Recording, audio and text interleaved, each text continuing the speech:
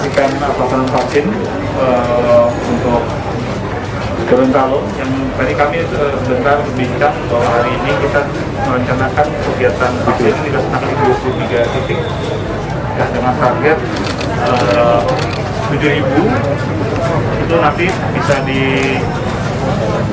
disaksikan bahwa masih ada yang pelaksanaan target vaksin yang kedua, tapi juga sudah ada beberapa melaksanakan untuk pelaksanaan booster. Ya, jadi hari ini alhamdulillah kita masih bisa menyelenggarakan kegiatan-kegiatan ini, dan tentunya saya mengucapkan terima kasih bahwa kegiatan ini terselenggara karena kerjasama yang erat antara Pemda dan juga masyarakat yang tentunya kita ingin terus bangun kesadaran tentang protokol kesehatan ini.